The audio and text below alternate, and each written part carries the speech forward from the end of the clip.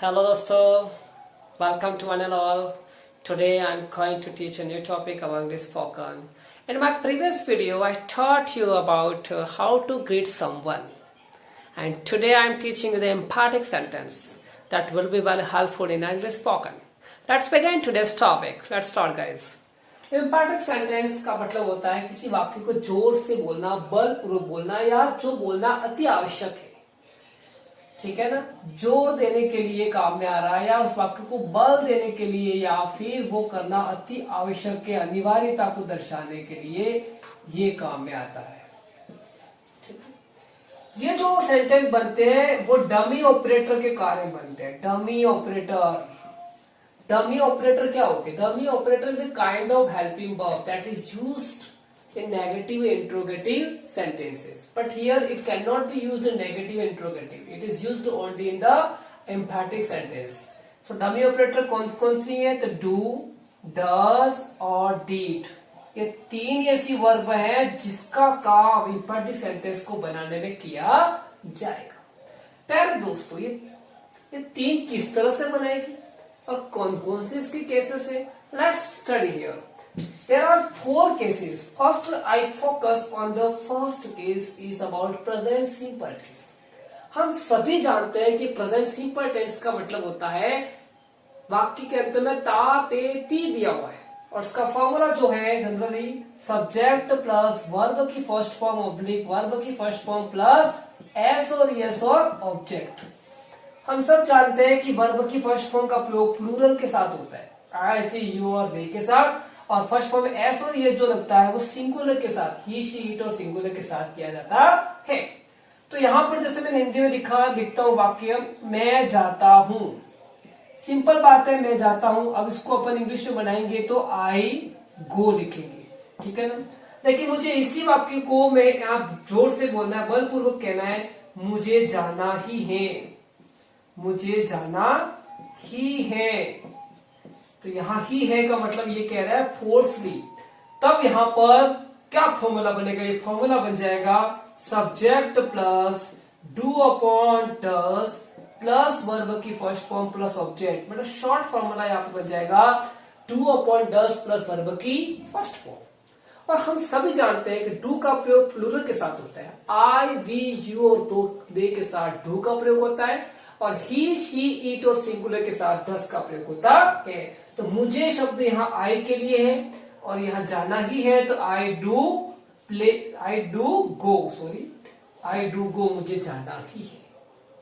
उसे खेलना ही है, उसे खेलना ही है, तो क्या हो जाएगा? ही खेलना, ही डज प्ले, उसे खेलना ही है, ही डज प्ले। उसे नाचना ही है, तो ही कैसा करता है? ही डज डांस, डांसेस होगा नहीं। क्लियर हो गया? मुझे टीवी देखनी ही है, तो आई डू वॉच टीवी, ठीक है ना। मुझे लेक्चर सुनना ही है, तो I do listen the lecture, ठीक है ना। तो मुझे उसकी मदद करनी ही है, तो आई डू सपोर्ट हिम। सो यहां पर सिंपल बात है कि डू और डज के बाद वर्ब की फर्स्ट फॉर्म लगा देंगे तो एक बन जाएगा इंपेरेटिव का पहला केस ही क्लियर हो गया, that is based on present simple tense. अब इसका दूसरा केस अपन जाते हैं। आपने देखा होगा कि प्रेजेंट सिंपल टेंस में एक चीज आती है, जैसे कि मेरे पास रुपये मनी है, अपन कैसा था हिंदी, मनी है, मेरे पास मनी है। तो ये जो फॉर्मूला बन रहा है subject plus has upon have, जो प्रेजेंट सिंपल का है, ठीक है ना। वही फॉर्मूला आपने अप्लाई किया कि मेरे पास पैसे, अपन लिखेंगे आई हैव मनी। मेरे मित्र हैं, आई हैव फ्रेंड। मेरे पास कार है, आई हैव अ कार। और यहाँ हैव का प्रयोग जो होता है वो प्लूरल के साथ होता है, आई और वी, आई वी यू और दे के साथ, और हैज का प्रयोग होता है वो सिंगुलर के साथ होता है। लेकिन जब इसी को हम फोर्सफुली कहते हैं मनी वाले का, तो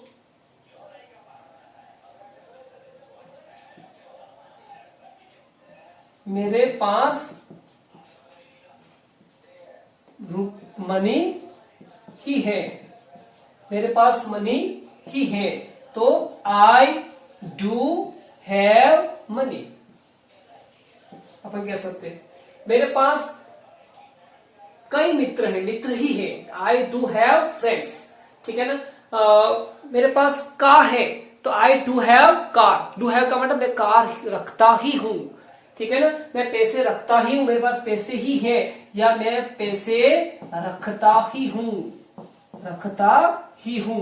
तो यहां पर इसका प्रयोग होता है। जैसे कि मैं पुस्तक रखता ही हूं, तो क्या आएगा, I do have a book. तो जहां पर रखता हूं का भाव आए वहां पर यहां पर डू हैव का प्रयोग होता है, या वह, ठीक है ना, वह साइकिल रखता ही है, साइकिल रखता ही है। तो क्या है, वहां के रहेगा he does have a bicycle, ठीक है ना, ही डज हैव बाइसिकल। तो यहां पर सेकंड फॉर्मूला क्या बनता है, do upon does plus have plus object. Second formula ये बन रहा है।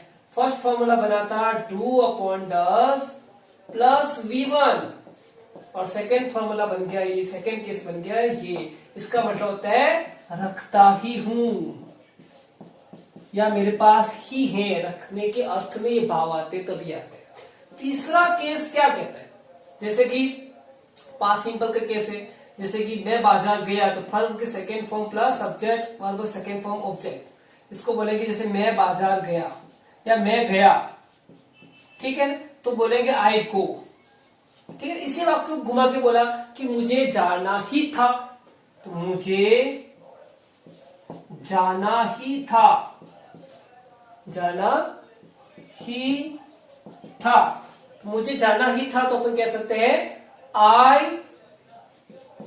I did go, did go, मुझे जाना ही था, तो हो जाएगा आई डिड गो। मुझे खेलना ही था शब्द आ रहा है अंत में, वाक्य के अंत में आ रहा है था। मुझे पढ़ना ही था, जिसे कह सकते हैं कि मुझे पढ़ना ही था, अंत में था आ रहा है, तो आई डिड स्टडी, ठीक है ना। मुझे गाड़ी चलानी ही थी, तो I did drive a bicycle. मुझे दौड़ना ही था, है ना, तो था शब्द आ रहा है, तो आई डिड रन। तो अंत में था शब्द आ गया, तो पास्ट सिंपल का फॉर्मूला लग जाएगा, जिसका फॉर्मूला बनता है डिड प्लस वर्ब की first form. This is the third case. And चौथा केस जो बनता है वो इंपरेटिव वाक्य का बनता है। We all know about imperative sentence. जैसे इंपरेटिव सेंटेंस शुरू होते हैं वर्ब की फर्स्ट फॉर्म से, जैसे कि पुस्तक लाओ, अपन बोलते हैं हिंदी में पुस्तक लाओ, किताब को यहां लाओ, लाने को बोलते हैं ब्रिंग, तो अपन लिखेंगे ब्रिंग अ बुक, अंडरस्टैंड।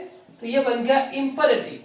लेकिन इसको अगर पुस्तक लेके आ, या फोर्सली किसी को कह रहे हैं, तो अपन कहेंगे do bring a book, do bring a book.